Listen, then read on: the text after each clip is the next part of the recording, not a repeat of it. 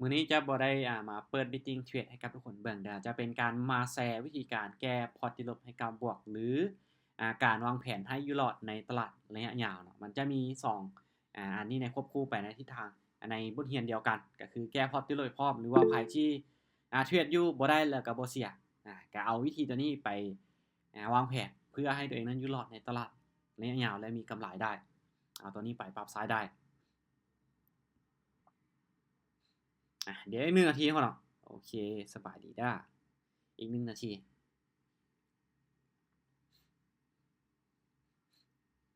8:03นาทีเดี๋ยวเราจะมาเริ่มกันก้าวเข้าสู่บทเรียนมื้อนี้บ่ได้มีบทเรียนอิหยังหลายเนาะมีประมาณอยู่3-4หน้าเนาะมีประมาณอยู่3-4หน้านี่ล่ะก็บ่ได้มีหลายเอาหลายทุกคนก็อาจจะบ่จื้อเนาะฉะนั้นหลายหรือน้อยถ้าว่าทุกคนที่เข้ามาแล้วถ้าว่ายันบ่จื้อทุกคนก็จดเอาไว้หรือว่าแคปภาพหน้าจอไว้ก็ได้เนาะเพราะถ้าเราเบิ่งผ่านๆไปแล้วแน่นอนเนาะเราจะจื้อบ่เบิดฉะนั้นแคปภาพหน้าจอไว้หรือว่าจดไว้จะเป็นการดีโอเคได้เวลาเราเนาะได้เวลาก้าวเข้าสู่บทสอนของตุ้ยแล้วเนาะคือก่อนอื่นก่อนที่จะก้าวเข้าสู่บทสอนหรือว่าวิธีการแก้พอร์ตติดลบเนี่ยตุ้ยก็ต้องสบายดีทุกคนอีกเทื่อนึงเนาะขอแนะนำตัวก่อนสำหรับค่อยเนาะค่อยชื่อตุ้ยอยู่ในวงการนี้ถามว่าอยู่ในวงการเทรด Binary Option นี่ถามว่าโดนบ่ก็2ปี3ปี3ปีปีนี้เป็นปีที่3แล้วเนาะที่อยู่ในวงการเทรดนี้ก็ผ่านประสบการณ์นี้หยังมาก็ค่อนข้างว่าจะหลายรวมถึงวิธีการในการที่จัดการเวลาที่พอร์ตติดลบว่าเราจะเฮ็ดแบบใดมีวิธีการแบบใดที่เราสามารถแก้พอร์ตติดลบให้กลับมามีกำไรพร้อมด้วยวิธีการแบบใดที่จะเฮ็ดให้เรานั้นอยู่รอดในตลาดได้เดี๋ยวมาเบิ่งกันในมื้อนี้เนาะซึ่งตุ้ยก็เขียนบทเรียนตัวนี้มาก็ค่อนข้างว่าจะโดนค่อนข้างว่าจะโดนแล้วเนาะเพื่อที่จะเอามาแบ่งปันให้กับทุกคนได้ลองเอาไปปรับใช้นำกันลองเอาไปปรับใช้นำกันว่ามันจะเห็นผลแท้บ่จะสามารถแก้พอร์ตติดลบได้บ่ถ้าทุกคนปฏิบัติได้เนาะมีวินัยกับมันตุ้ยเชื่อว่า 90% สามารถที่จะแก้พอร์ตติดลบได้แต่ทั้งนี้ทั้งนั้นขึ้นกับทุกคนว่าทุกคนมีวินัยหลายพอบ่ปฏิบัติตามแผนหลายพอบ่ตอนนี้จะมาเบิ่งอีกเทื่อนึงเดี๋ยวไปกันเลยเนาะคือหน้าแรกเนาะเชื่อว่าพอร์ตติดลบนี้ถือว่าเป็นปัญหาหลักที่หลายคนพบโดยเฉพาะเมื่อขาดทุนอย่างต่อเนื่องหรือว่าใจร้อนหลายเกินไปนี่เฮ็ดให้เรานั้นมักขาดทุนหลายมักขาดทุนค่อนข้างจะหลายหรือเวลาที่เราคุมตัวเองบ่ได้นะเราเสียเท่าใดเราก็เติมเข้ามาเสียเท่าไหร่ก็เติมเข้ามาหวังอยากแก้พอร์ตให้ได้ภายในมื้อนั้นหรือภายในชั่วโมงนั้นมันเป็นไปได้ยากเนาะเราคุมตัวเองบ่ได้แล้วยิ่งเราเติมเข้ามาเท่าใดโอกาสที่เราจะเสียยิ่งมีหลายนี่คือของเนาะตุ้ยมีอยู่3ขั้นตอนในการแก้พอร์ตติดลบให้กลับมาบวกก่อนอื่นเนาะก่อนจะเข้าสู่3ขั้นตอนนี้ทุกคนลองพิมพ์มาเบิ่งเนาะว่าไผเคยติดลบแน่หรือไผที่ยังเทรดอยู่บ่มีกำไรแน่ลองพิมพ์1มาก็ได้พ่อเนาะลองพิมพ์1มาก็ได้เดี๋ยวจะเบิ่งเนาะว่าในนี้ถ้าบางคนอาจจะเข้ามาใหม่เนาะบ่ทันได้เทรดก็อาจจะบ่ทันติดลบไปแต่สำหรับไผที่อยู่เก่าพ่อเนาะหรือว่าเข้ามาโดนแล้วโอเคก็ถือว่าหลายคนเนาะที่พบเจอปัญหานี้ในเรื่องของการเทรดแล้วบ่มีกำไรหรือว่าพอร์ตของเราติดลบหรือว่าแดงนั่นเองโอเคเนาะก็ถือว่าขอบใจทุกคนที่มีส่วนร่วมกันก็มีหลายๆคนเนาะที่ยังพบเจอกับปัญหานี้เดี๋ยวมาเบิ่งทั้ง3ขั้นตอนที่ค่อยได้เรียงมาเนาะให้ทุกคนได้ลองเอาไปปรับใช้นำกัน3ขั้นตอนนี้มันจะมีอิหยังเดี๋ยวเราไปเบิ่งนำกันเลยคือขั้นตอนแรกหยุดเทรดแล้ววิเคราะห์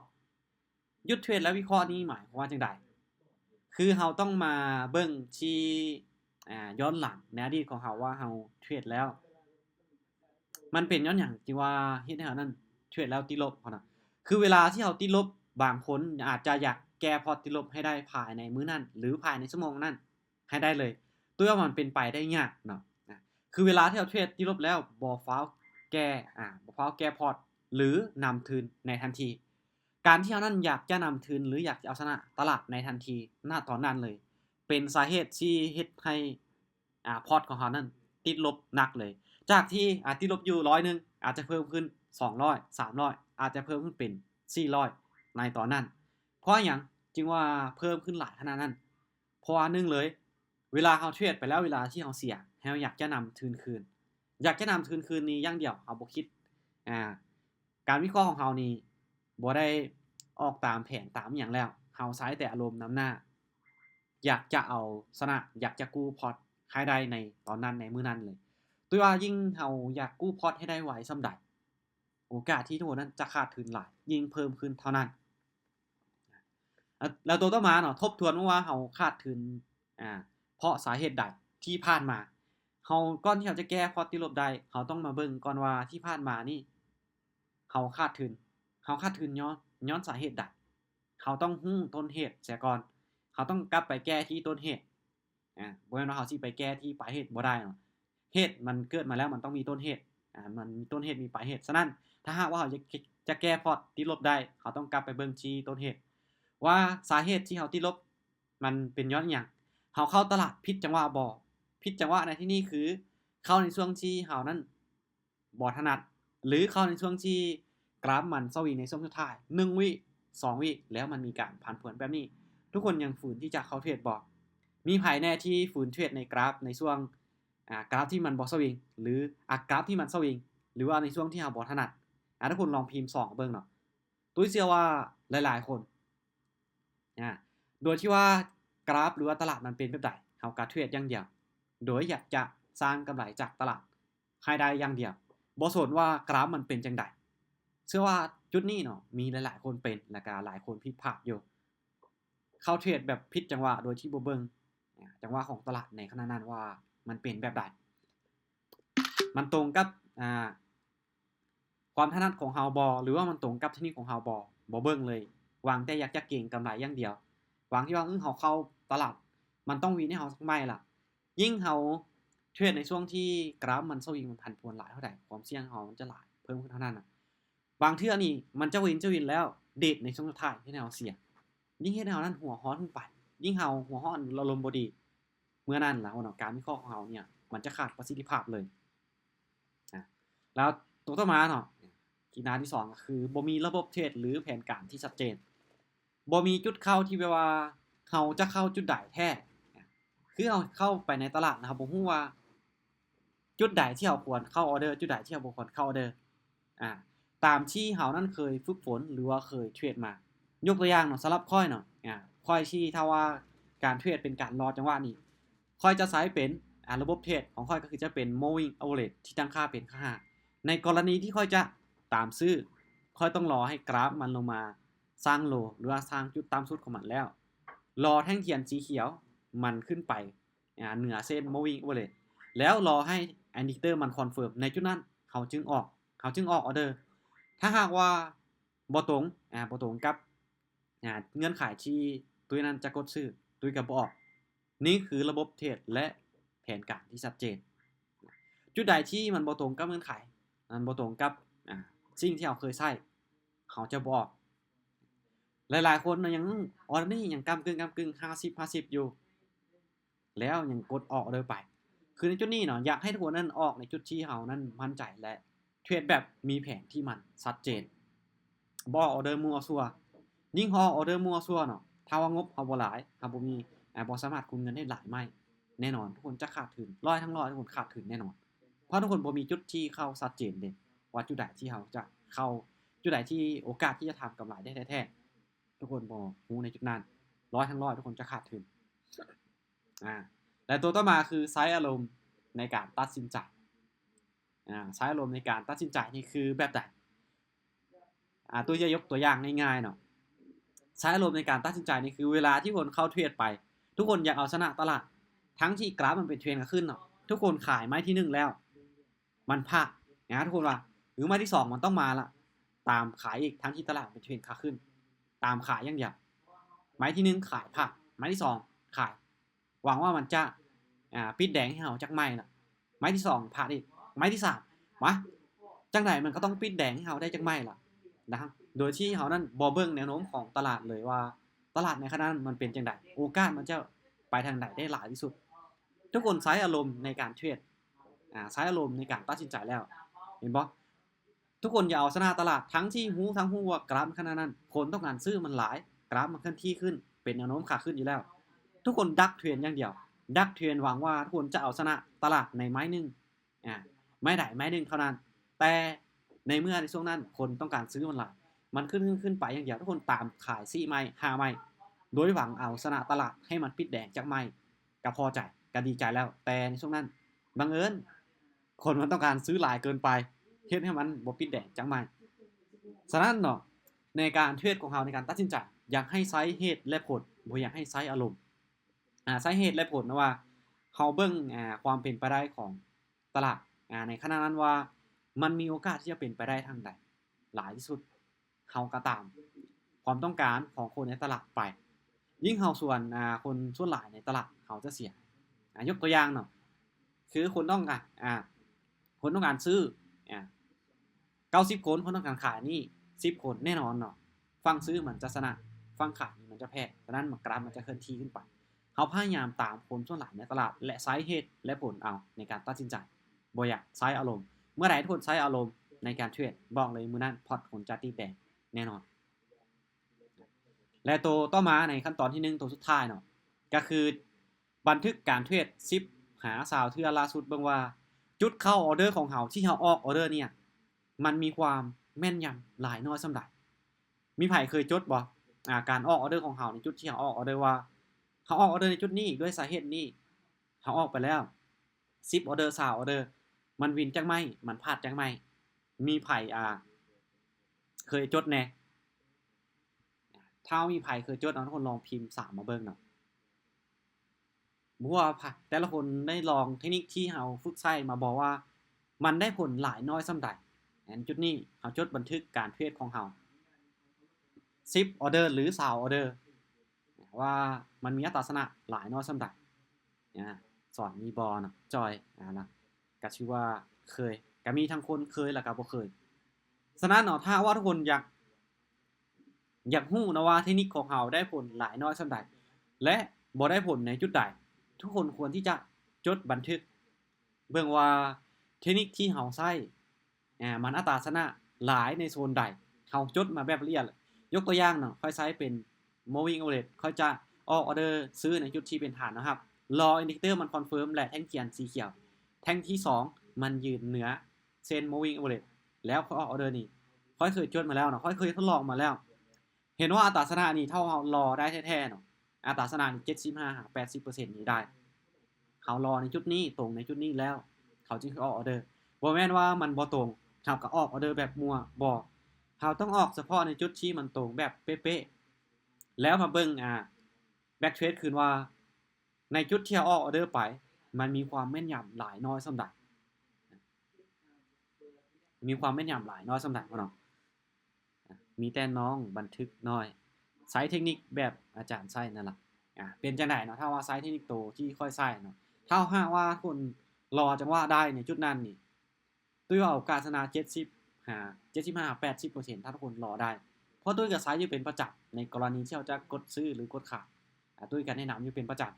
ำฉะนั้นเนาะขั้นตอนที่1เลยคือหยุดเทรดแล้ววิเคราะห์เบิ่งย้อนหลังของเฮาว่าในการที่เฮานั้นเทรดเสียเฮาเสียเป็นเพราะอิหยังเฮาจดมาแบบละเอียดแล้วไปแก้ไขเทื่อละน้อยเทื่อน้อยเทื่อละขั้นตอนทีละขั้นตอนยกตัวอย่างเฮาเทรดติดลบแล้วเฮาอยากนำทุนคืนในขณะนั้นเลยบ่ถ้านำทุนคืนในขณะนั้นเลยบ่ถ้าหากว่าเฮาเทรดติดลบเฮาเข้าตลาดบ่ได้บ่อยากฟาวให้กว่านั้นนำทุนในขณะนั้นแบบเติมเข้าไป100นึงเทรดเสียไป100วะเติมเข้าอีก200หวังว่าอยากจะแก้พอร์ตตัวนี้ให้ได้ในขณะนั้นเลยเสีย200เติมมาอีก400หวังอยากจะแก้พอร์ตในขณะนั้นมันเป็นไปได้ยากยิ่งเฮาคุมตัวเองบ่ได้ยิ่งโอกาสที่เฮาจะเสียยิ่งมีหลายเพิ่มขึ้นฉะนั้นเนาะหยุดเทรดก่อนแล้วไปวิเคราะห์เบิ่งตัวเองคืนว่าสาเหตุที่เฮาเสียมันเป็นย้อนหยังกันแท้จดบันทึกทุกรายละเอียดเวลาเฮาจดบันทึกมาแล้วเฮาจะฮู้ข้อผิดพลาดของเฮาจึงจะฮู้แก้ไขถ้าเฮาบ่จดแน่นอนเฮาจะบ่ฮู้ว่าเฮาผิดพลาดในจุดใดเฮาบกพร่องในจุดใดเฮาควรปรับปรุงเฮาบ่ฮู้ฉะนั้นเนาะเฮาต้องได้จดบันทึกทุกรายละเอียดที่เฮาผิดพลาดเพื่อไปพัฒนาไปปรับปรุงแก้ไขให้มันดีขึ้นไปเรื่อยๆนี่คือในขั้นตอนที่1นี่คือในขั้นตอนที่1ได้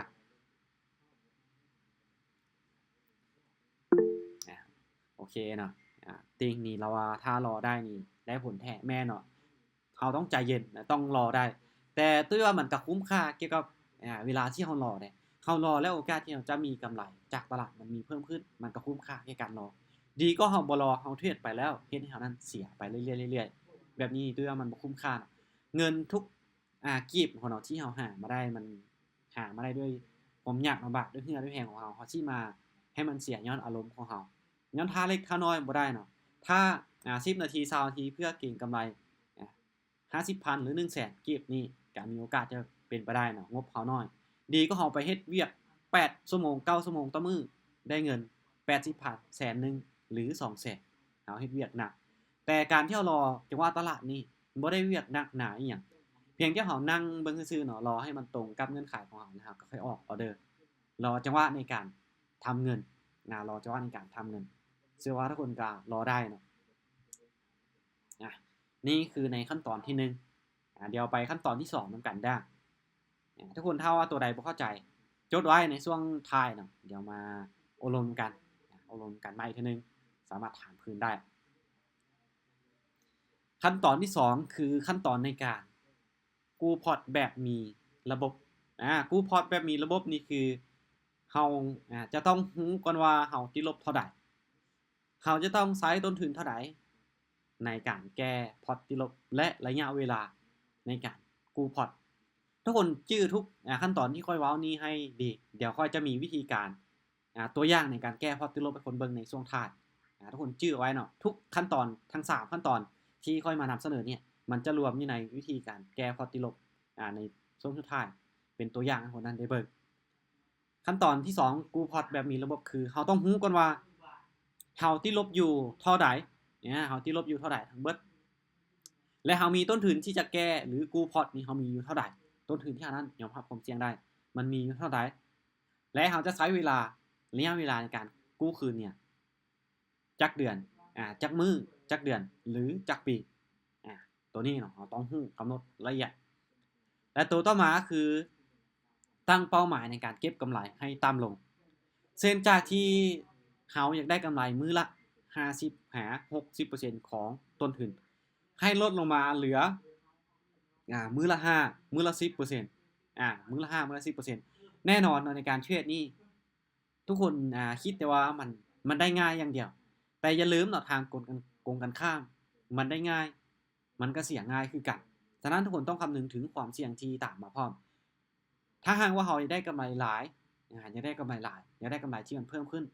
เฮาต้องแลกมาด้วยความเสี่ยงที่เพิ่มขึ้นฉะนั้นในเมื่อเฮา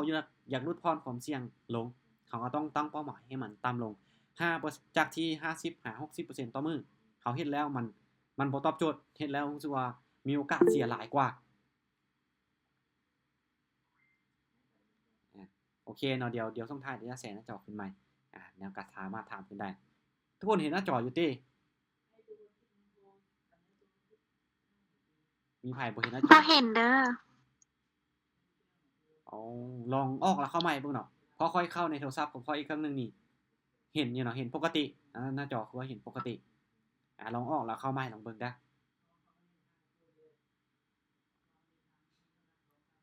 เห็นบ่หลายๆคนก็เห็นนะเพราะว่าค่อยเข้าในโทรศัพท์แน่แล้วก็ในคอมของค่อยแน่ก็รู้สึกว่ามันเห็นอยู่มันเห็นปกติเนาะโอเคในเมื่อเราตั้งเป้าหมายที่มันสูงเกินไปแล้วรู้สึกว่ามันเสี่ยงมันบ่ตอบโจทย์เฮ็ดให้เรานั้นติดลบเสียส่วนหลายฉะนั้นเราก็ต้องลดพรความเสี่ยงลงด้วยการที่เรานั้นเก็บกำไรมื้อละ5มื้อละ10ดอทนะครับเพื่อ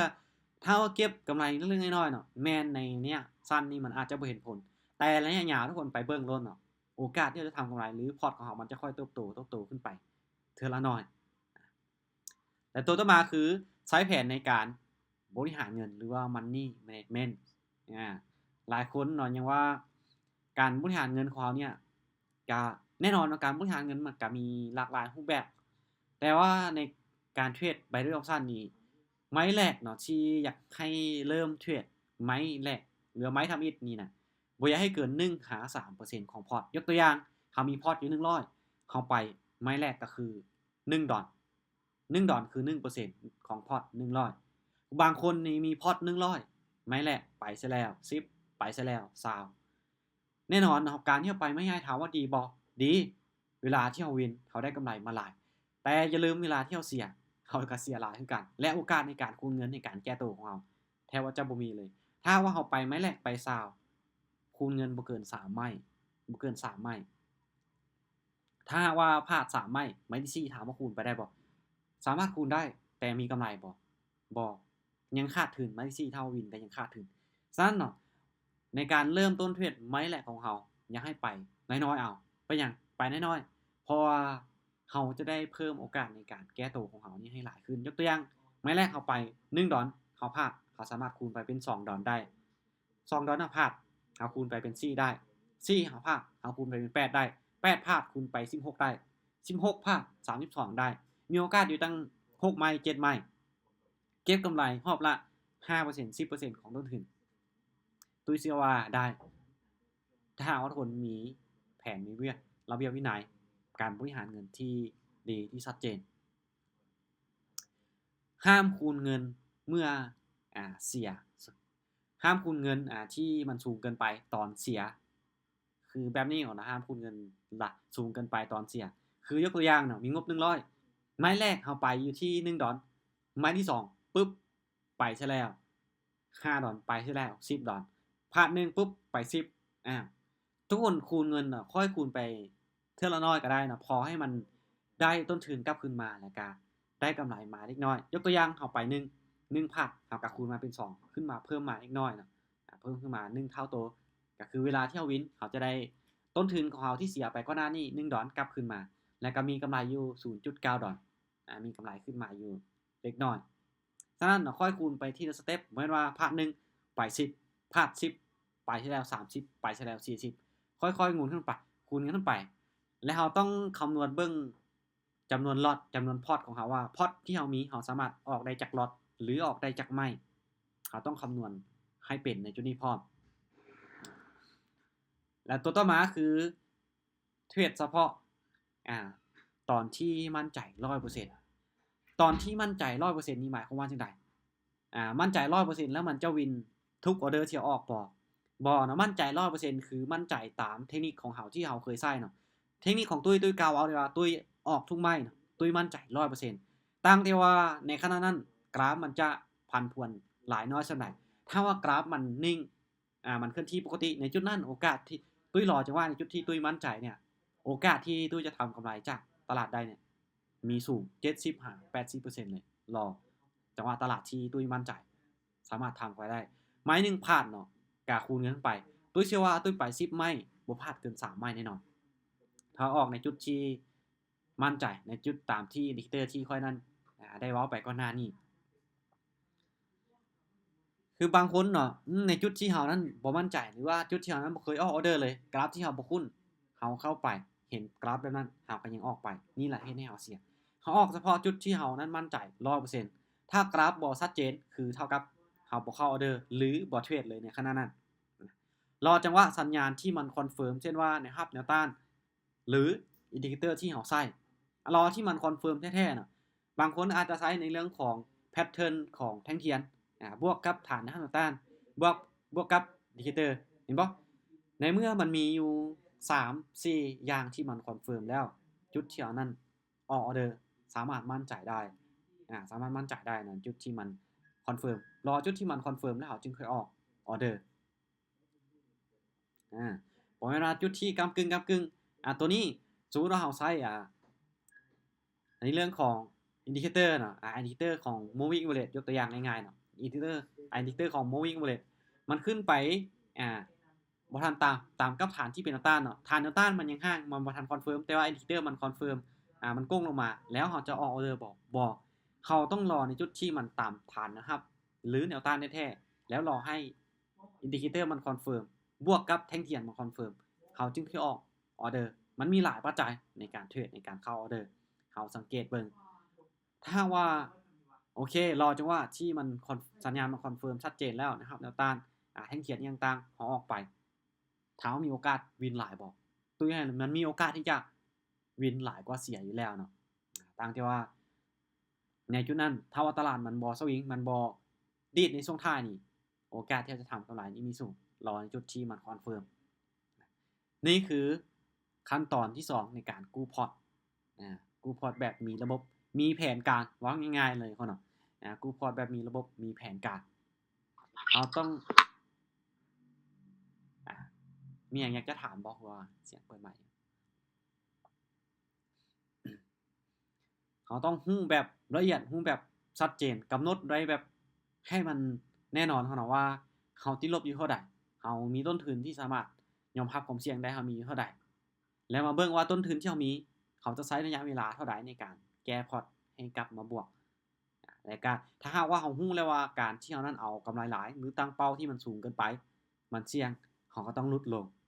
แล้วก็บวกกับการบริหารเงินการ money management รอจังว่าเข้าออเดอร์ในจุดที่เขานั้นมันจะหรือในจุดที่สัญญาณมันคอนเฟิร์มนี่โดย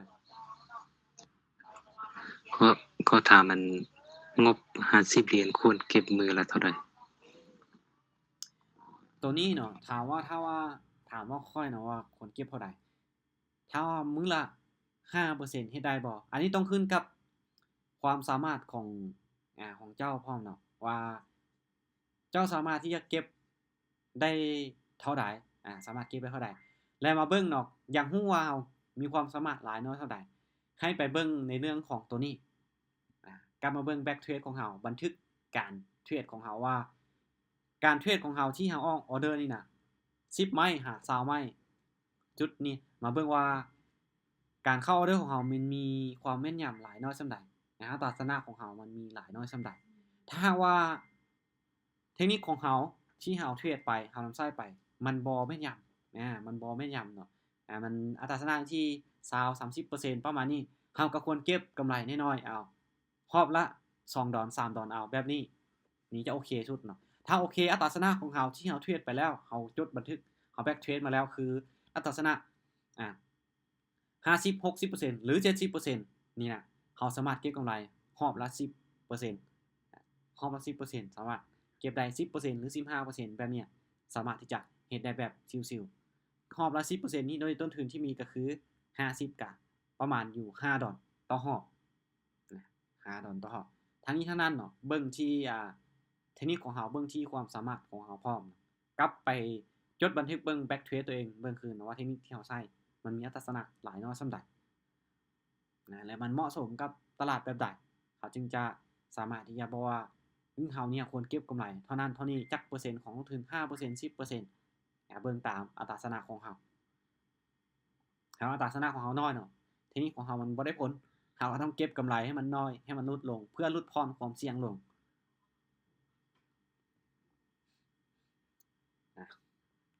โอเคเก็ตบ่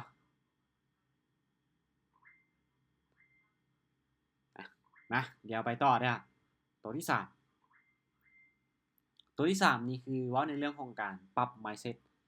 ว่าในเรื่องของการปรับ mindset ให้เทรดได้ยาวให้เทรดในยาวคือเนาะให้ทุกคนเข้าใจและยอมรับว่าพอร์ตติดลบนี้มันบ่แม่นความล้มเหลวแต่เป็นครูสอนราคาแพงคือบางคนเนี่ยเข้ามาในวงการเทรดนี่2เดือน3เดือนแล้วค่อยเข้ามาระยะเวลาเท่านี้แล้วค่อยมาเข้ามา3เดือนถือว่าโดนแล้วค่อยยังเทรดติดลบอยู่ค่อยคือที่จะบ่เหมาะทางด้านนี้ล่ะค่อยล้มเหลวทางด้านนี้บ่เฮาเนาะทุกคนลองคิดบ้างแม่คนที่เขาเจ้าจะเฮ็ดสิ่งใดสิ่งหนึ่งให้ประสบผลสำเร็จเนี่ยเขาเจ้าใช้เวลาเท่าใดใช้เวลาเท่าใดเนาะก่อนที่จะประสบผลสำเร็จเขาใช้เวลาบางคน5ปี10ปีจึงจะประสบผลสำเร็จทางด้านของการเทรดแต่เฮาเข้ามา2เดือน3เดือนหรือ6เดือนนี้แล้วเฮาเทรดติดลบเล็กๆน้อยๆแล้วคิดว่าโอ้เฮานี่ล้มเหลวละเฮานี่บ่แม่นทางนี้เฮาล้มเหลวเฮาบ่เหมาะสมบ่แม่นเขาเนาะคือให้ทุกคนเข้าใจกันว่าการที่ทุกคนก็บ่ว่าแต่ไผเข้ามาในการเทรดนี่ล้วนแล้วแต่ติดลบคือกันเบิดเนาะติดลบคือกันเบิดต่างแต่ว่าเฮาจะคิดแบบใดคิดว่าเฮาเทรดแล้วติดลบเฮาเทรดแล้วบ่มีกำไรเฮาล้มเหลวบ่หรือว่ามันเป็นครูเป็นบทเรียนสอนให้เฮาสามารถที่จะพัฒนาปรับปรุงตัวเองต่อไปแล้วตัวต่อมาคือฝึกวินัยกำหนดเวลาเทรดและจุดเข้าออเดอร์ฝึกวินัยแบบ ฝึกวินัยนี่มันแม่นอีหยังวินัยมันแม่นอีหยังก็คือยกตัวอย่างคือตัวที่1แล้วก็ตัวที่2เนี่ยตัวที่เฮานั้นอ่าทบทวนเบิ่งเนาะแล้วก็การที่เฮานั้นจะเข้าออร์เดอร์การเข้าออร์เดอร์ของเฮานี่เฮาจะเข้าออร์เดอร์ในแบบใดเฮาปฏิบัติให้มันได้ชัดเจนกำหนดจุดเข้าได้แล้วเนาะเฮาต้องปฏิบัติให้มันได้และการในเรื่องของการตั้งเป้าหมายคือการว่าจะกำไรหรือขาดทุนในเมื่อเฮามีแผนแล้วเนาะเฮาก็ควรที่จะปฏิบัติให้มันได้นี่คือวินัยนี่คือวินัยเนาะฝึกวินัยและกำหนดเวลาเทรดจุดเข้าโดยให้มันชัดเจนกำหนดเวลาเทรดนี่คือเฮามาเบิ่งเนาะอิงตามเวลาที่เฮาว่างเนาะอิงตามเวลาที่เฮามีสมาธิหลายสมาธิและสติหลายบางคนเฮ็ดเวียกประจำว่างอาจจะมีเวลาว่างบ่หลายแต่เฮาก็หาเอาเวลาว่างตัวนั้นเนาะเป็นจุดเข้าออร์เดอร์จุดเข้าเทรดของเฮาต้องเอาเวลาว่างแท้ๆเนาะบ่แม่นว่าเฮาเฮ็ดเวียกอยู่มื้อนึงเฮ็ดเวียกมื้อนึงเบิ่งโทรศัพท์เพื่อออร์เดอร์ถ้าหากว่าทุกคนเทรดในขณะนั้นตุ้ยบอกเลยว่าทุกคนบ่ฮู้จะโฟกัสตัวใดกันแท้เนาะระหว่างเฮ็ดเวียกประจำกับการออร์เดอร์ของเฮากับการเทรดของเฮาทุกคนจ้องอยู่2จอนี่สมองของคนเฮาเนาะมันโฟกัสได้เพียง1อย่างเท่านั้นเทื่อละ1อย่างเนาะมันบ่สามารถโฟกัสได้พร้อมกันอีหยังหลายๆอย่างบ่สามารถที่จะมีสมาธิและโฟกัสอีหยังหลายๆอย่างสมองของคนเฮาสามารถโฟกัสได้1อย่างเท่านั้นในขณะนั้นทุกคนว่าทุกคนลองไปเฮ็ดเบิ่งโลดเนาะทุกไผที่เรียนอยู่เด้อหรือว่าเฮ็ดเวียกก็ตามเวลาที่เฮาเฮ็ดเวียกแต่ละนึงอยู่แล้วเฮาเบิ่งหนังไปพร้อมเฮ็ดเวียกไปพร้อมแล้วก็อ้อยเบิ่งหนังเฮ็ดเวียกไปพร้อมแล้วก็เหลียวเบิ่งหนังแบบนี้ทุกคนเฮ็ดโลดสังเกตเบิ่งโลดเวียกของทุกคนในขณะนั้นมันจะบ่มีประสิทธิภาพถึงแม้ว่ามันจะออกมาก็ตามมันจะบ่มีประสิทธิภาพและระยะเวลาในการที่เราเฮ็ดเวียกนั้นมันจะโดนเพราะหยังเพราะว่าสมองของเรานั้นมันบ่โฟกัสอิหยังเลยจะเฮ็ดเวียกแน่จะเบิ่งหนังแน่จะเฮ็ดเวียกแน่จะเบิ่งหนังแน่สมองมันตีกันไปตีกันมาเฮ็ดให้เรานั้นเมื่อยเฮ็ดให้เรานั้นล้าสมองของเราเนาะเป็นเพียงแต่ส่วนน้อยๆเนาะแต่ว่ามันกินพลังงานของเรานี่หลายฉะนั้นเนาะการเทรดคือการเราต้องกำหนดเทรดเวลาเทรดที่มันชัดเจนเวลาที่เรานั้นว่างแท้ๆเนาะเวลาที่ว่างแท้มีสติมีสมาธิจดจ่ออยู่กับมันแล้วเราจึงเข้าเทรดบ่แม่นว่าเขาอันนึงมือนึงเฮ็ดนึงอยู่แน่ตาเบิ่งอันนั้นมือมากดออร์เดอร์อันนี้แบบนี้นี่บอกเลยว่าจังได๋ทุกคนก็ขาดทุนจังได๋ทุกคนก็ขาดทุนและตัวต่อมาคือเวลาที่เรารู้สึกเครียดอยากหรือว่าอยากเอาคืนอยากเอาคืนให้หยุดไปจักมื้อนึงหรือ2มื้อเพื่อให้อารมณ์ของเรานี่เย็นลงและมีสมาธิแล้วค่อยกลับมาเทรดการที่เรานั้นเวลาที่เรารู้สึกเครียดหรือว่าเราอยากเอาคืนตลาดนี่แน่นอนเนาะคือที่ค่อยเว้าไปถ้าทุกคนอยากเอาคืนตลาดเมื่อใดหรืออยากเอาชนะตลาดเมื่อใดปุ๊บการเทรดของเรานี่น่ะมันจะบ่ได้ใช้แบบเหตุและผลมันใช้อารมณ์อย่างเดียวนะครับมันใช้อารมณ์อย่างเดียวในการเทรดเนาะฉะนั้นให้หยุดพัก1มื้อหรือ2มื้อทุกคนจะให้มันหายจนกว่าหรืออาจจะโดนก็ได้เนาะไผที่อาจจะใช้เวลาโดนก็ได้หรือไผที่อาจจะใช้เวลามื้อนึงบ่หรือว่า 3-4 ชั่วโมงให้อารมณ์ของเรานี่เย็นลงและมีสมาธิแล้วค่อยกลับมาเทรดใหม่บ่เทรดในช่วงที่เราอารมณ์ร้อนบ่เทรดในช่วงที่เราเครียดปรับ mindset ในจุดนี้ปรับวิธีคิดในจุดนี้แล้วทุกคนจะเห็นแบบผลลัพธ์ที่มันแบบค่อยเปลี่ยนและค่อยๆแบบขยับขึ้นไปเปลี่ยนแปลงไปทีละน้อยสำคัญคือวินัยนี่แหละเนาะวินัยในการที่เฮ็ดตามแผนที่เราวางไว้คือดังที่ค่อยบอกนะว่าค่อยจะพาทุกคนไปเบิ่งตัวอย่างในการที่แก้พล็อตที่ลบนั้นว่าเราจะแก้จังได๋โดยตุ้ยจะเอาทั้ง3ขั้นตอนนี้มารวมกันมารวมกันแล้วมาเป็นตัวอย่างให้ทุกคนนั้นได้เบิ่งตุ้ยจะเอาทั้ง3ตัวอย่างนี้มาให้ทุกคนได้เบิ่งเนาะมารวมกันเลยมันจะมีอีหยังต่างๆมา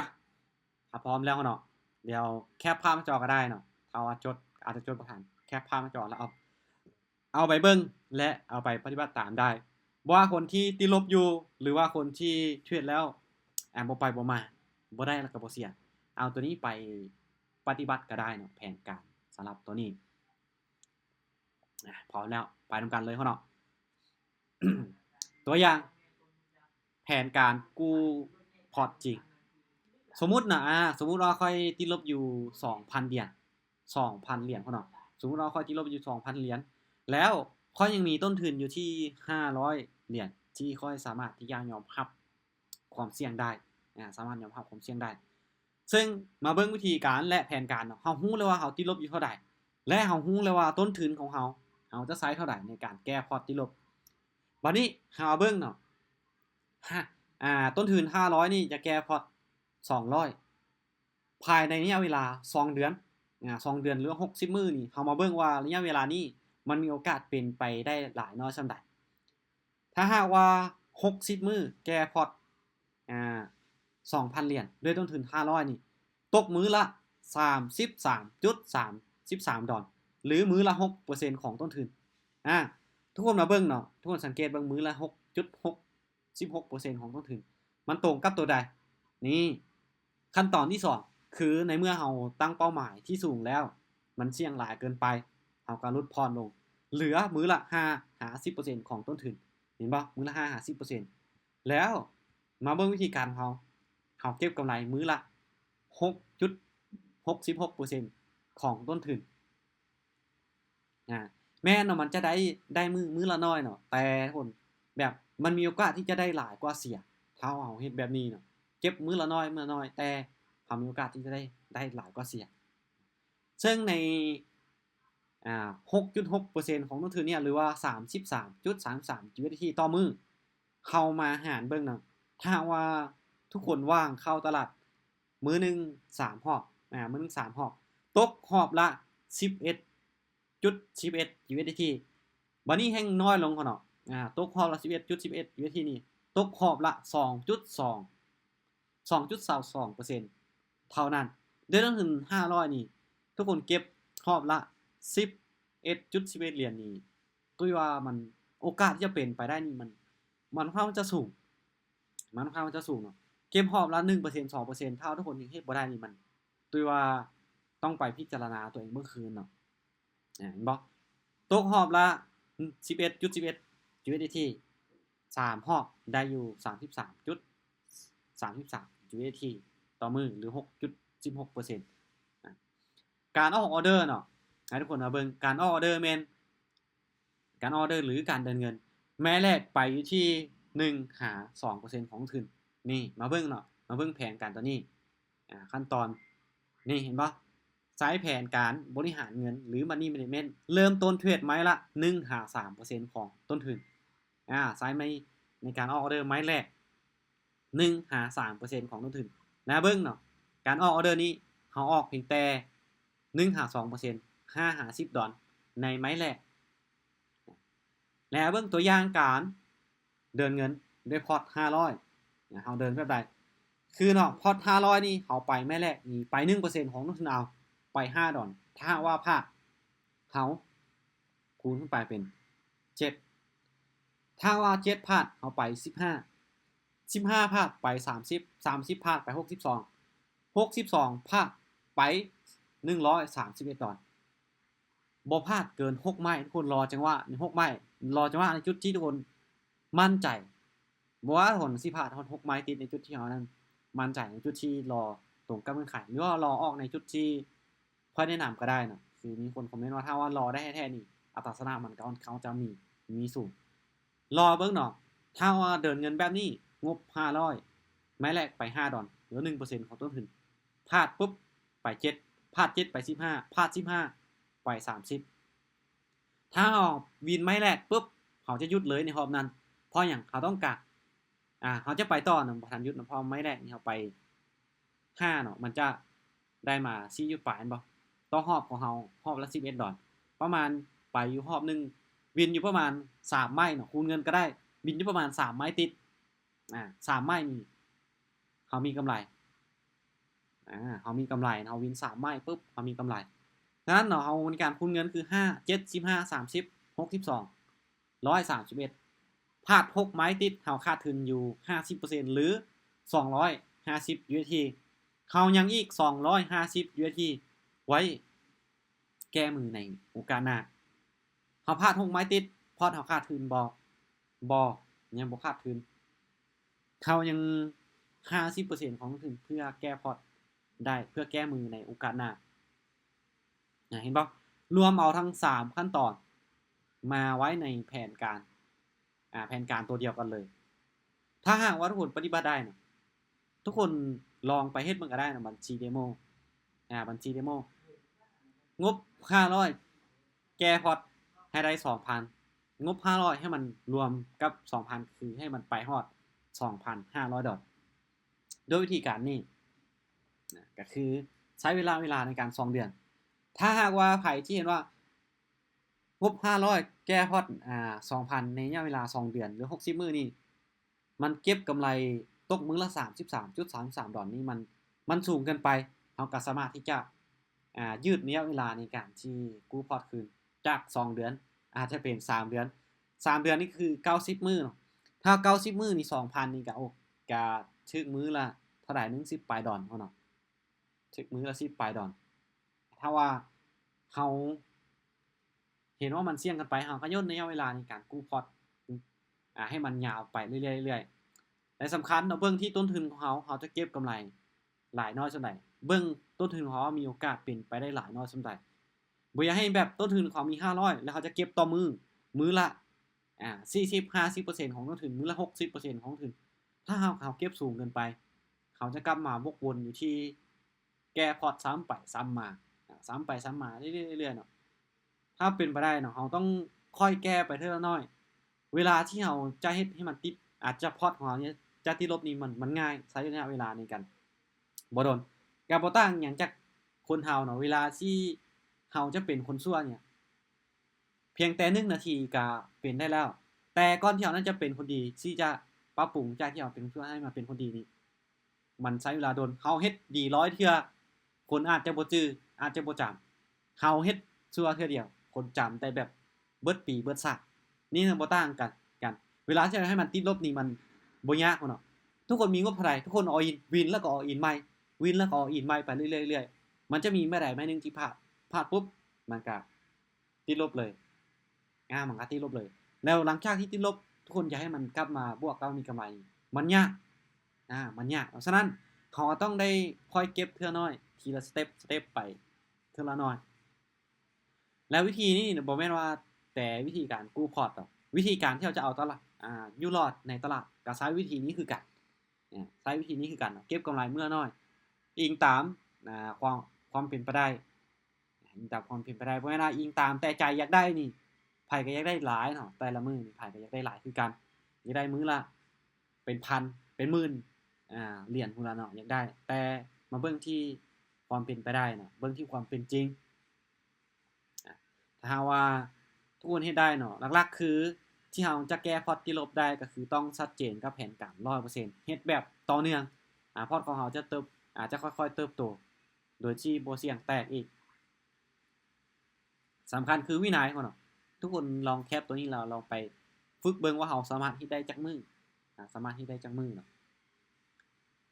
สูงสุดนี่บางคนนี่3มื้อบ่อาทิตย์นึงก็ไปนะไม่ล่ะโอเคบทเรียนก็จะมีเท่านี้เนาะจะมีอยู่เท่านี้สำหรับไผที่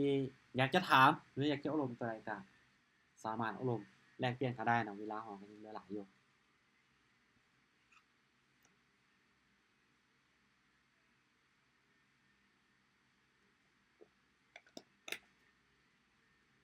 โอเค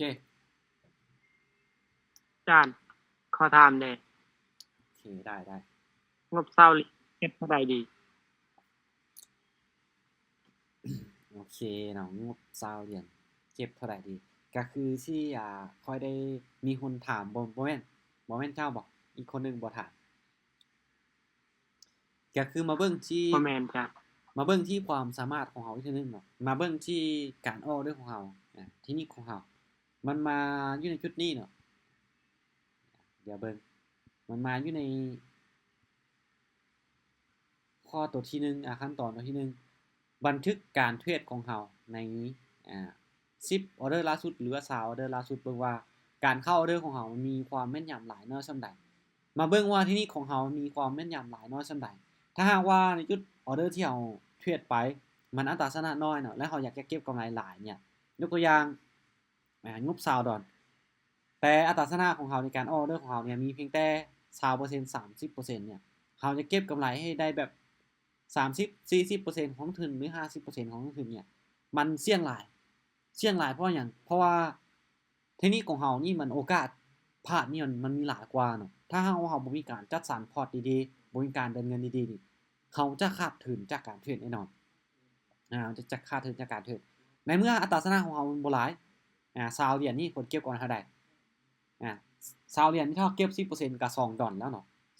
$2ถ้าว่าเก็บ 5% นี่ก็$1ลองเริ่มต้นแบบเก็บ$1ลองเบิ่งเริ่มต้นเก็บ$1ลองเบิ่งแล้วก็อยากให้แบ็กเทรดว่าเทคนิคที่เราใช้มันมีอัตราชนะหลายน้อยส่ำใดในจุดที่เราออกออเดอร์จดมาแบบละเอียดเนาะในเมื่อเราฮู้ว่าเทคนิคของเรามันมีอัตราชนะหลายน้อยส่ำใดนี่ก็เราก็มาเบิ่งว่าถ้าเราอยากจะเก็บกำไรหลายเพิ่มขึ้นนี่มันมีโอกาสเป็นไปได้หลายน้อยส่ำใดถ้าว่าเทคนิคของเรามันมีอัตราชนะที่มันตอบโจทย์ที่มันสูง 60-70% แน่นอนงบ$20เราสามารถเก็บรอบละ4รอบละ5เหรียญได้เรารอจังหวะเอาได้ถ้าว่าเทคนิคของเราอัตราชนะที่มันสูงแต่เทคนิคของเราอัตราชนะบ่สูงเราไป5ไม้วินอยู่ไม้นึงพลาดอยู่4ไม้แบบนี้ไป10ไม้วินอยู่3ไม้พลาดอยู่7ไม้แบบนี้เราเก็บกำไรที่มันสูงหลายมันจะเสี่ยงฉะนั้นต้องกลับมาเบิ่งที่ความสามารถแล้วก็มาเบิ่งที่เทคนิคของเราเบิ่งที่ความสามารถแล้วก็เบิ่งที่เทคนิคของเราพร้อมว่ามีอัตราชนะหรือมันตอบโจทย์หลายน้อยส่ำใดถ้าโอเคเรายังบ่มีจุดเข้าเด้อที่ชัดเจนเนาะยังบ่ฮู้ว่าเทคนิคของเราใช้หลายตอบโจทย์ส่ำใดเราก็ลองไปจดบันทึกเบิ่งในการออเดอร์ของเราและลองเก็บกำไรเริ่ม$1ก่อนก็ได้$1ถ้าเราเฮ็ดว่า$1ด้วยงบที่มีนี่ต่อรอบมีแล้วคิดว่าโอเคได้อยู่ได้1ครับเพิ่มไปเป็น2ค่อยๆเพิ่มขึ้นไปทีละสเต็ปเนาะบ่แม่นว่าเรางบ$20อยากเก็บกำไร$100ถ้า$100เฮ็ดบ่ได้จังค่อยเพิ่มขึ้นมาลดลงมาเนาะบ่ให้ทุกคนเริ่มจากเก็บกำไรน้อยๆแล้วค่อยเพิ่มไปถ้าทุกคนเฮ็ดได้ทุกคนค่อยเพิ่มขึ้นไปทีละสเต็ปคือกับการที่เราเรียนย่างเนี่ยมื้อนี้เรียนย่างก้าวนึงล้มมื้อต่อไปเรียนย่าง2ก้าวล้มมื้อต่อไปเรียนย่าง3ก้าวเรียนไปทีละสเต็ปค่อยๆพัฒนาค่อยๆเติบโตไปเติบโตมื้อละ 1% พัฒนามื้อละ 1% ใน1ปีทุกคนจะพัฒนา 365% เห็นบ่ทุกคนอาจจะเบิ่งว่าในระยะสั้นนี่ในนี้น่ะมันอาจจะบ่ส่งผลกระทบหยังหลายแต่ในระยะยาวเนาะมันจะแบบผลกระทบมันนี่แบบมหาศาลเลย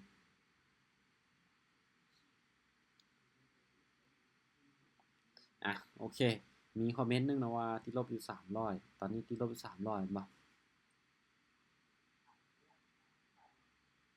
บัญชีป๊าดบางคนยังบ่ฮู้ว่าบัญชีเดโมแม่นหยังวะบัญชีเดโมคือบัญชีทดลองที่เราเทรดในBX Trade Day เนาะเวลาที่มันเสียหรือว่าเวลาที่มันหมดไปเราสามารถที่จะรีเฟรชใหม่ได้สามารถที่จะเทรดได้ตลอดเรารีเฟรชขึ้นมาใหม่มันก็จะกลับขึ้นมาเนี่ยบ่ฮู้ว่าบัญชีเดโมแม่นหยังซ้ำเนาะนี่ล่ะคือสาเหตุที่หลายๆคนเสียเข้ามาตามกระแสตุ้ยบอกเลยว่าเนาะเข้ามาตามกระแสโดยที่เขาบ่อยากจะหาความรู้ด้วยตัวเองเขาบ่ฮู้ว่าบางคนเนาะสำหรับไผที่สมัครผ่านนี้ของข้อยเนาะข้อยกล้าบอกเลยถ้าทุกคนเบิ่งคลิปที่ข้อยส่งให้มันจะมีอยู่9คลิปที่ข้อยเฮ็ดไว้อธิบายละเอียดในเรื่องของพื้นฐานการเทรดมีอยู่9คลิปเนาะไผที่สมัครผ่านลิงก์หรือว่าทักหาข้อยเนาะสมัครผ่านข้อยนี่ข้อยส่งให้เกือบว่าทุกคนถ้าเข้าไปเบิ่งเนาะว่าจะเป็นBX Trade แม่นหยังพื้นฐานเกี่ยวกับ BX Trade เนาะการเคลื่อนที่ของแท่งเทียนการสังเกตแนวโน้มของตลาดสังเกตแนวรับแนวต้านเทคนิคสำหรับมือใหม่การบริหารเงินอีหยังต่างๆค่อยมีให้ครบสุดแล้วต่างแต่ว่าค่อยให้ไปแล้วทุกคนจะเบิ่งทุกคนจะศึกษาบ่แม่นว่าทุกคนอยากเก่งเขาเอาคลิปเอาความรู้หยังให้แล้วเลื่อนผ่านเบิ่งหัวข้อผ่านๆซื่อๆแล้วทุกคนจะรู้ทุกคนจะเข้าใจบ่เนาะบ่ฉะนั้นเนาะถ้าว่าเราอยากจะเก่งเขาจะพัฒนาตัวใดตัวนึงให้แบบดีขึ้นเนาะเราก็ต้อง มันเบิ่งมันศึกษาด้วยตัวเองพร้อมเนาะแม้นว่าเขาเอาความรู้เอาวิธีการหยังให้แล้วเขาจะบ่ได้สอนแบบตัวต่อตัวบ่อย่างอันนั้นคือเนาะการที่เวลาของหลายๆคนอาจจะบ่คือกันคือถ้าว่าเอาเวลาไปสอนให้แบบตัวต่อตัวมื้อนี้ก็สอนให้ผู้นั้นผู้นี้อาจจะใช้เวลาในการแนะนำไปบางคนเนาะมื้อละ 3-4 ชั่วโมงมื้อละ 3-4 ชั่วโมงแบบนี้เนาะก็เลยว่าเฮ็ดให้มันเป็นการแบบประหยัดเวลาหลายเพิ่มขึ้นก็เลยเฮ็ดคลิปแนะนำขึ้นมาคลิปละ10นาทีคลิปละ20นาทีทุกคนก็สามารถเข้าไปเบิ่งได้ตลอดเวลาบ่เข้าใจจุดใดก็ทักมาถามคืนแบบนี้แม้นถ้าว่าเอาเวลา 3-4 ชั่วโมงไปนั่งแนะนำแบบนี้แต่ละคนเลาะไปบ่นั้นบ่นี้มันอาจจะบ่สะดวกฉะนั้นก็เลยว่าเฮ็ดคลิปขึ้นมาแนะนำเป็นวิธีการที่ให้ทุกคนสามารถเข้าไปศึกษาเข้าไปเรียนรู้ได้แล้วติดขัดในจุดใดบ่เข้าใจจุดใดทุกคนก็ทักมาถามคืนค่อยส่งให้ทุกคนแล้วก็เน้นย้ำอยู่เป็นประจำให้ทุกคนเบิ่งตามนี้เบิ่งบ่เข้าใจแล้วก็ถามเบิ่งบ่เข้าใจก็ถามค่อยคืนค่อยส่งให้ทุกคนต่างที่ว่าแต่ละคนจะเบิ่งจะศึกษาหรือบ่นี่แหละสำคัญเนาะพื้นฐานเนี่ยทุกคนอาจจะเบิ่งข้ามเด้อบ่เขาจะเฮ็ดหยังก็ตามทุกคนอาจจะเบิ่งว่าพื้นฐานคำว่าพื้นฐานหลายๆคนจะเบิ่งข้ามว่ามันเป็นเรื่องที่ง่ายๆแม่นมันเป็นเรื่องง่ายๆแต่ถ้าทุกคนเบิ่งข้ามพื้นฐานแล้วทุกคนก็จะบ่เก่งเลยได้บ่เก่งเนาะฉะนั้นเนาะเราต้องได้รู้พื้นฐานของมันก่อนที่จะเฮ็ดตัวใดตัวหนึงว่ามันเฮ็ดแบบใดปฏิบัติแบบใดให้ผลตอบแทนแบบใดกำไรขาดทุนเด้มันเป็นแบบใดเราต้องรู้เนาะเพราะว่าเราตัวนี้มันเกี่ยวกับเรื่องเงินๆทองๆของเรามันเกี่ยวกับอ่าชีวิตการเป็นอยู่ของเราฉะนั้นเราต้องได้ศึกษาเราต้องได้รู้ละเอียดโอเคอาจารย์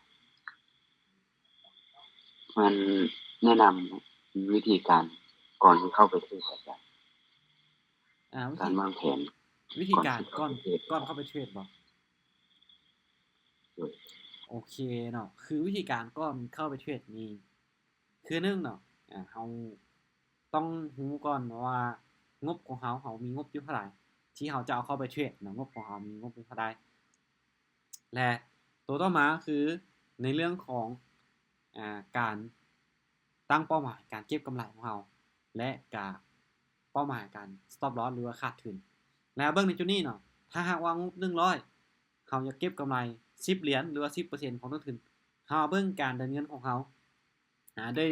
พอร์ตของเขาเนาะ100เนี่ยถ้าว่าเขายอมรับความเสี่ยงได้100เด้อยกตัวอย่างเนาะ1เหรียญ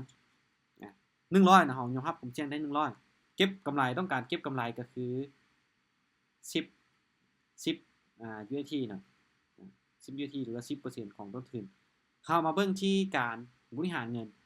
เฮาจะคูณเงินให้ได้จักไม้เนาะด้วยการที่เราประเมินตัวเฮาเองว่าเฮานี่น่ะประสิทธิภาพของเฮาเนี่ยสามารถแบบบ่ให้มันพลาดเกิดจักไม้บ่5ไม้บ่ก็ว่ากันไปถ้าบ่ให้พลาด5ไม้น่ะเฮาต้องมาคำนวณเบิ่งว่าถ้าว่าไม้แรกเอาไปที่$2 2ครับเพิ่มไปเป็น4เพิ่มไปเป็น8เพิ่มไปเป็น16 16เพิ่มไปเป็น32ทุกคนเห็นนี่บ่แล้วมาบวกเบิ่งเนาะว่าระหว่าง5ไม้นี่ระหว่าง5ไม้นี่คือมันอยากปีดหน่อยนึงเนาะ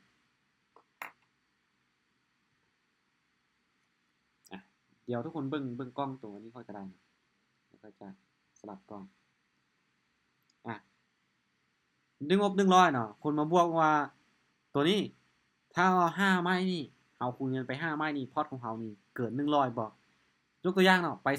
2 2ถ้าพลาดปุ๊บเฮาไป4พลาดปุ๊บตีลบไปแล้ว$6ถ้าไป8ปุ๊บตีลบไปแล้วก็คือ$14ถ้าไป16ปุ๊บถ้าพลาด4ไม้คือตัวนี้ตีลบ14ตีลบไปแล้ว30มาบวกให้32$62ก็บ่เกินต้นทุนของเราแสดงว่าเราต้องคำนวณนี่นะการอ้อเรื่องของเราคำนวณเบิ่งเลยนะว่า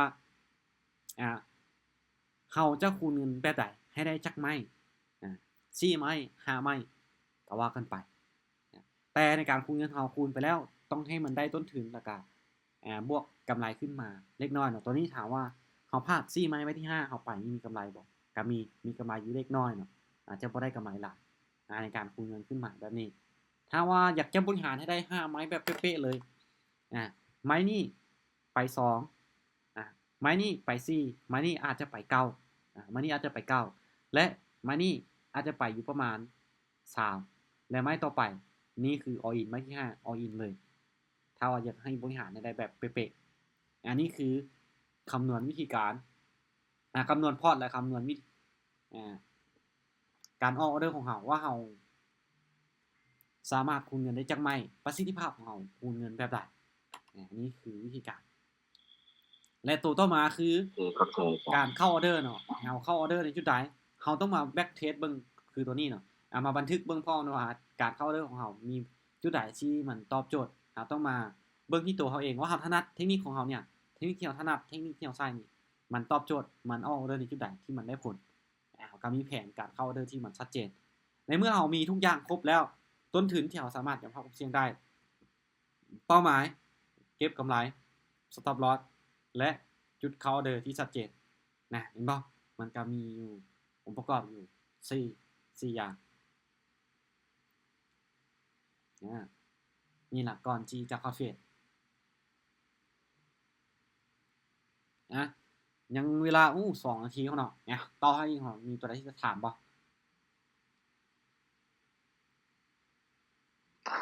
อาจารย์ตอนเวลาเฮาเข้าเทรดเฮาจะวางแผนแบบใดก่อนเฮาจะเข้าเทรดนี่คำถามเดียวกันก็คืออธิบายไปก่อนหน้านี้เราต้องฮู้งบที่เราเอาเข้าไปเทรดนี่เรามีงบเท่าใดและเราต้องการกำไรเราต้องการเท่าใดในเมื่อเราฮู้ว่าเราจะได้กำไรเท่าใดหรือว่าเป้าหมายกำไรเท่าใดจึงจะหยุดหรือขาดทุนเท่าใดจึงจะหยุดแล้วเราเบิ่งที่ต้นทุนของเรามีเท่าใดและเราสามารถบริหารเงินให้ได้จากออเดอร์ในการคูณเงินลงไปแล้วสามารถคูณแล้วฮอดไม้สุดท้ายมันสามารถที่จะนำต้นทุนและก็กลับมามีกำไรกลับมีกำไรก็คือตัวที่ก็อธิบายก่อนหน้านี้งบ100เนาะต้องการกำไร 10% เราจะบริหารเงินแบบใดจะได้เงินแบบใดก็คือไม้แรกไป2 4 8 16 32 5ไม้มีโอกาสอยู่5ไม้ถ้าว่าผ่าน5ไม้ปุ๊บเราจะขาดทุนไม้ที่6ถามว่าไปได้บ่ไปได้พอร์ตของเรา100นี่ผ่าน5ไม้นี่ยังอยู่ประมาณ38ดอลยังประมาณ38ดอลถามว่าพอร์ตของเรา100เหรียญนี่มันจะพอแตะหรือบ่ยัง38ดอลฉะนั้นเราต้องฮู้จุดนี้และการจุดเข้าออเดอร์ที่มันชัดเจนจุดเข้าออเดอร์นี่เราต้องมาแบ็กเทสมาเบิ่ง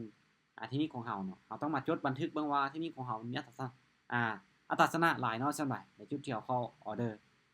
มันจะมีอยู่1พอร์ตของเราหรือจำนวนเงินที่เราจะเอาเข้าเทรด2เป้าหมายกำไรและขาดทุน3คือ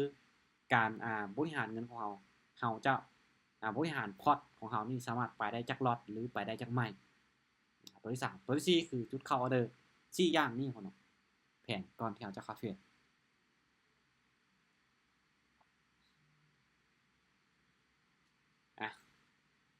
โอเค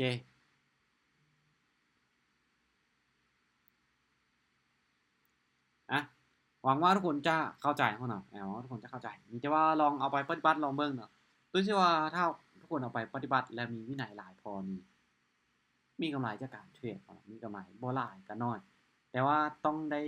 ระยะยาวเด้อสำหรับตัวนี้เนาะต้องได้ระยะยาวระยะยาวระยะสั้นนี่ถามมีกำไรบ่มีมันจะมีกำไรแบบมันจะบ่ทันเห็นได้ชัดเจนแต่ระยะยาวเนาะเขาจะเห็นได้ชัดเจนเลยว่าเขามีกำไรหลายน้อยส่ำใดหรือเขาจะมีกำไรแบบใดเขาจะเห็นได้ชัดเจนในช่วงแรกๆเขาเทรดเก็บพอน้อยนี่มื้อแรก2มื้อแรกนี่หรืออาทิตย์แรกอาจจะบ่เห็นความแตกต่างหลายเกินไปแต่ถ้าระยะเวลาเดือน2เดือน3เดือนทนไปเบิ่งไปแล้วเนาะมันจะแบบความแตกต่างนี่มันจะแบบเห็นพอร์ตของเรานี่ก้าวกระโดดแบบ2เท่า3เท่าของต้นทุนเลยฉะนั้นเนาะถ้าว่าทุกคนยังมีกำไรอยากสร้างเงินจากมันแท้ๆเขาต้องมีระเบียบวินัยให้มันหลายพอโอเคสำหรับรอบนี้บ๊ายบายทุกคนได้แล้วพบกันใหม่ในโอกาสต่อไปในโอกาสหน้าเนาะเดี๋ยวจะมีวิธีการความรู้ดีๆโอกาสหน้าเนาะเดี๋ยวจะมาแนะนำวิธีการปั้นพอร์ตจากพอร์ตน้อยไปสู่พอร์ตใหญ่ ไปหาพอร์ตใหญ่เอาจะปั่นแบบใดนะเดี๋ยวมาเบิ่งนำกันสำหรับคลิปนี้เอาวิธีการแก้พอร์ตติดลบและเอาวิธีการอยู่รอดในตลาดให้ทุกคนได้มาปรับใช้นำกันสำหรับพร้อมนี้บ๊ายบายเด้อ